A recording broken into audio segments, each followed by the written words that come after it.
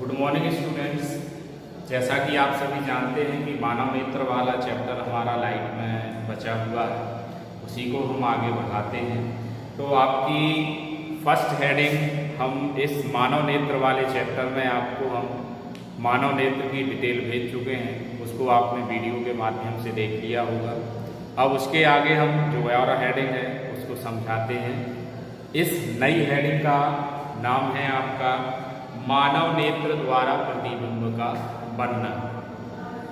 नई हेडिंग क्या है हमारी? मानव नेत्र द्वारा प्रतिबिंब का वर्णन।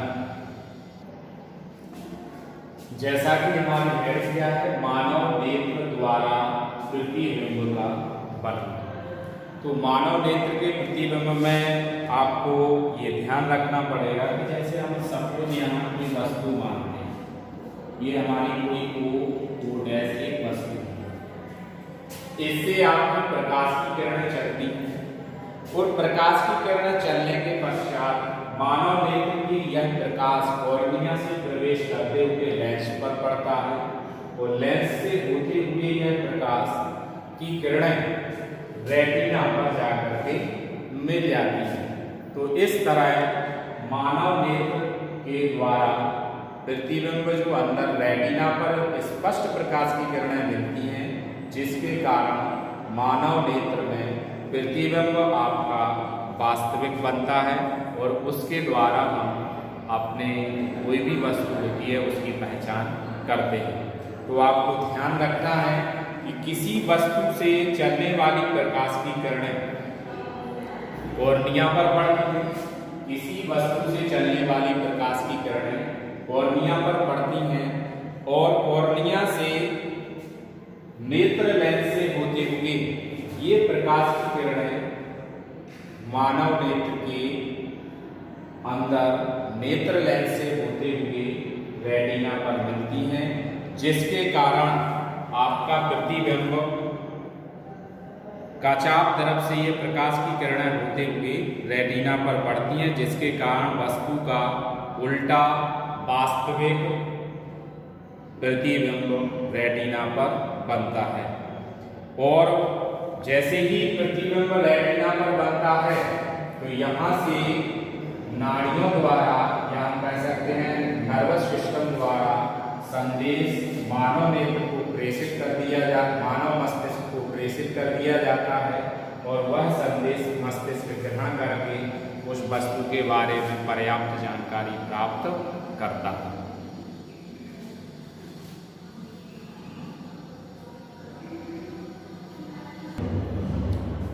नेक्स्ट हेडिंग है आपकी निकट स्थित वस्तुओं की प्रतिबिंब। तो इसको समझना है, जैसे अभी हमने कोई वस्तु यहाँ रखी, अब इस वस्तु को धीरे धीरे हम कहाँ लाएं? बिल्कुल नेत्र के पास ले आए।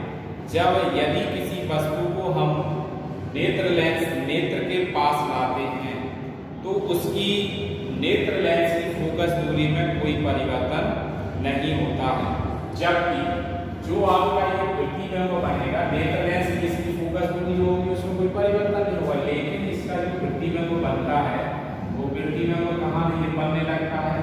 पीछे बनने लगता है, जिसके कारण वह वस्तु हमें स्पष्ट दिखाई नहीं देती है।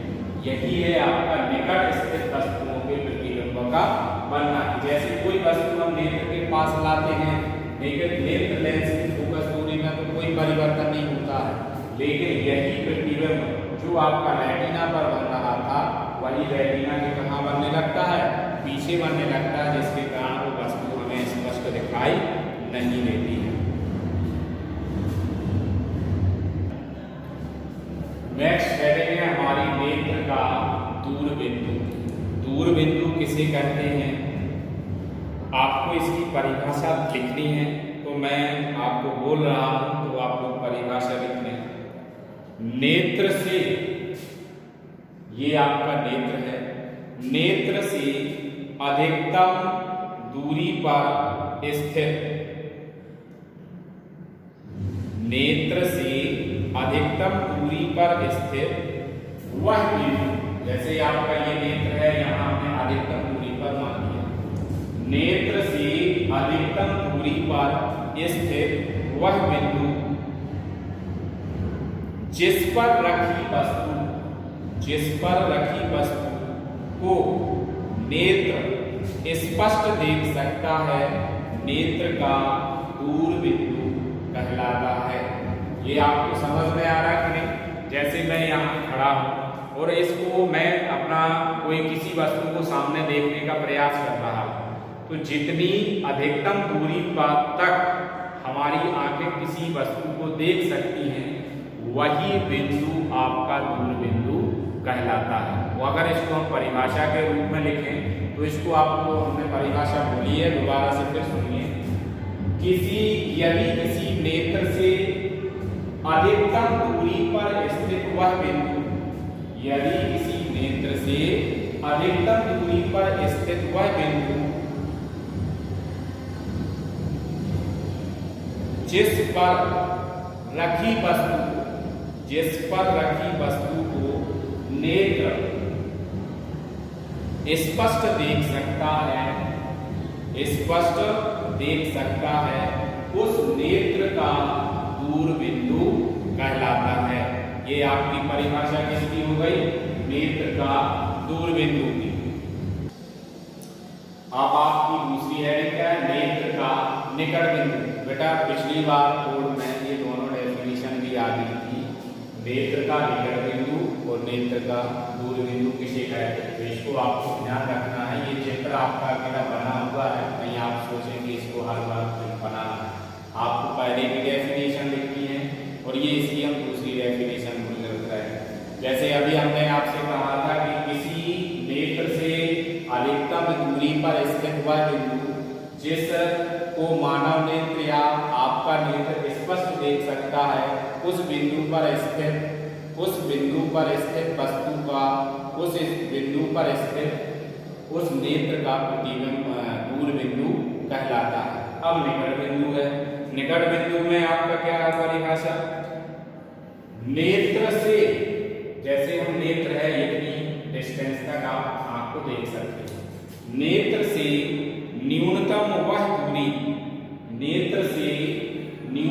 दूरी पर स्थित वह वस्तु, नेत्र से न्यूनतम दूरी पर स्थित वह बिंदु जिस पर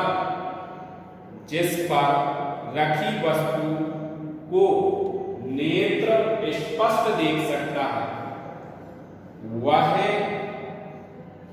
न्यूनतम दूरी जिस पर स्थित वस्तु को नेत्र स्पष्ट देख सकता है, उस नेत्र की निकट बिंदु कहलाती है। समझ में आ गई डेफिनेशन? दोबारा से हम परिभाषा के रूप में फिर बोल रहे हैं, आप लोग इसको नोट कर लीजिए। नेत्र से न्यूनतम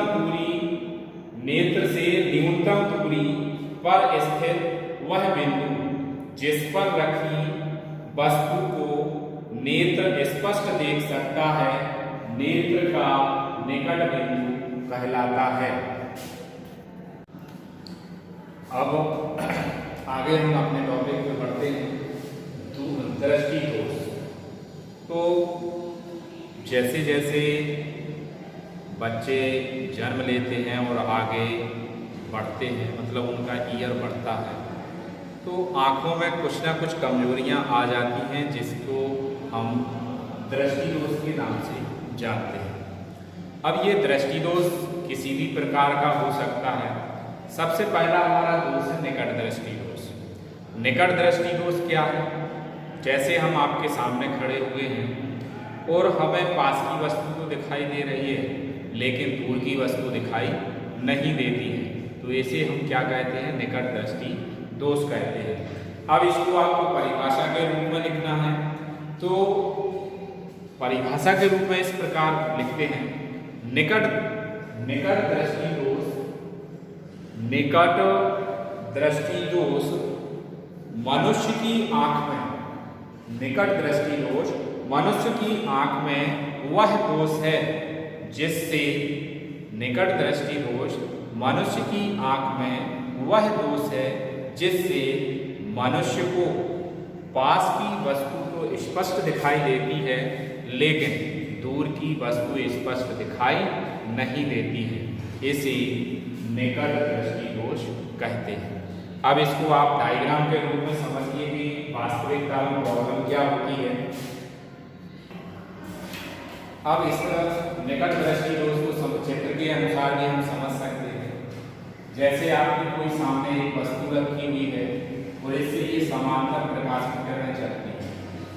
ये समांतर प्रकाश की किरणें जैसे कि आपकी जाएंगी कॉर्निया पे पड़ेगी, कॉर्निया से नेत्र लेंस पर पड़ेगी, और यह जो आपकी प्रकाश की किरणें इस बिंदु पे यहाँ प्रतिबिंब बना रही हैं, वो दोनों प्रकाश की किरणें आपकी पूरी पहले टकरा जाती है और इनका प्रतिबिंब कहाँ बनने लगता है, आई पर, जिसके कारण हमें निकट दृष्टि दोष उत्पन्न हो जाता है। निकट का मतलब ये है कि यहाँ से नेत्र लेंस और रेटिना के बीच की दूरी कैसी हो जाती है, कम हो जाती है। ये लेंस के पास में आ जाता है, इसलिए हम क्या कहते हैं, इसको निकट दृष्टि दोष कहते हैं। और निकट दृष्टि दोष का निवारण अवतल, अब अगली हेडिंग इसमें जैसे आप लिखेंगे निकट दृष्टि दोष का निवारण, निकट दृष्टि दोष का हेडिंग क्या रहेगी आपकी, निवारण।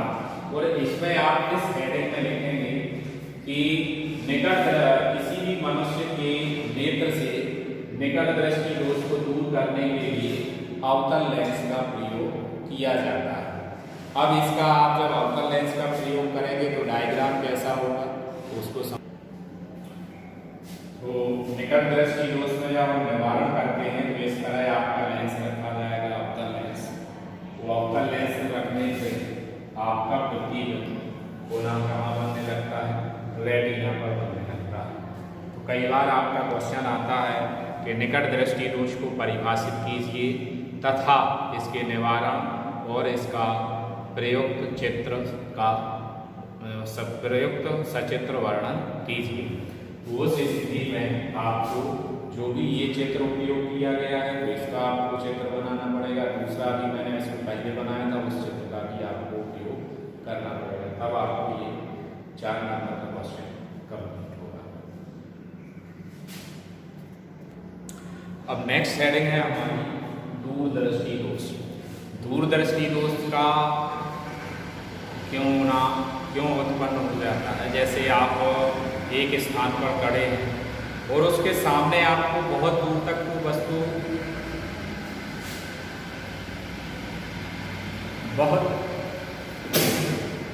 बहुत दूरी तक स्थित कोई वस्तु तो आपको दिखाई देती है, लेकिन कोई वस्तु यदि पास में स्थित होती है तो वो वस्तु आपको दिखाई नहीं देती है। इसी को हम कहते हैं दूरदृष्टि दोष। यदि परिभाषा के रूप में इसको लिखना हो तो इस प्रकार लिखेंगे, परिभाषा सुनिए आप लोग। दूरदृष्टि दोष, दूरदृष्टि दोष मनुष्य की आंख का वह दोष है। दूरदृष्टि दोष मनुष्य की आंख का वह दोष है जिसके कारण उसे दूर की वस्तु तो स्पष्ट दिखाई देती है, लेकिन पास की वस्तु स्पष्ट दिखाई नहीं देती है। इसे दूरदृष्टि दोष कहते हैं। और दूरदृष्टि दोष का निवारण आपको अभी बताएंगे। पहले आप इसको चित्र देख लीजिए कि किस कारण आपका ये दोष उत्पन्न हो जाता है। जैसे आप लोगों के सामने ये चित्र बना हुआ है, मानव में आपकी कोई वस्तु ये अनंत दूरी पे स्थित है, इससे ये प्रकाश की किरणें आपकी चलती है। प्रकाश की किरणें ये आपका लेंस है, लेंस पर गिरी और लेंस पे गिरने के पश्चात ये प्रकाश की किरणें रेटिना पर केंद्रित नहीं हो पाती, जिसके कारण मनुष्य में निकट दृष्टि दूरदृष्टि दोष उत्पन्न हो जाता है। अब प्रतिबिंब कहाँ बन रहा है, यहाँ रेटिना कहाँ है आपका, यहाँ। उस स्थिति में मानव नेत्र में दूरदृष्टि दोष उत्पन्न हो जाता है। किसी वस्तु से चलने वाली प्रकाश की किरणें कॉर्निया से होते हुए लेंस से अपवर्तन, मानव नेत्र लेंस से अपवर्तन के पश्चात अगर रेटिना के पीछे गिरती हैं, अर्थात रेटिना के पीछे प्रतिबिंब बनाती हैं, तो उस स्थिति में दूरदृष्टि दोष उत्पन्न हो जाता है। इस दोष के अब नेक्स्ट चेहरे हम क्या कराएंगे, निवारण। तो इसके लिए आपका चित्र दूसरा होगा। अगर इसमें आप भाषा लिखेंगे निवारण में, दूरदृष्टि दोष के निवारण के लिए उत्तल लेंस का उपयोग करते हैं, जिससे मनुष्य में ये दोष दूर हो जाता है। इसका चित्र देखते हैं 1 मिनट। अब देखिए चित्र को, इसमें हमने उत्तल लेंस लगा दिया है, ये उत्तल लेंस लगा है। ये कोई आपकी वस्तु रखी हुई है, यहाँ से आपकी प्रकाश की किरण जाती है, इस लेंस से अपवर्तन होगा। अपवर्तन के पश्चात कॉर्निया से प्रवेश करेगी प्रकाश की किरणें और नेत्र लेंस से होते हुए कहाँ पे आपकी दोनों प्रकाश की किरणें मिल जाती हैं, रेटिना पर, जिसके कारण मनुष्य में दूरदृष्टि दोष दूर हो जाता है। ये आपका वह बिंदु है जो पास में कोई वस्तु स्थित है, जिसके कारण आपको दिखाई नहीं देती है। अब यह लेंस लग जाने के कारण ये पास की वस्तु ही आपको स्पष्ट दिखाई देने लगती है। इस प्रकार आपके दूरदृष्टि दोष और निकट दृष्टि दोष, ये 2 ही पॉइंट आपकी कोर्स में हैं, जिसके कारण इन्हीं के साथ आपके वीडियो को यहीं पर क्लोज करते हैं। थैंक यू, खुश रहें।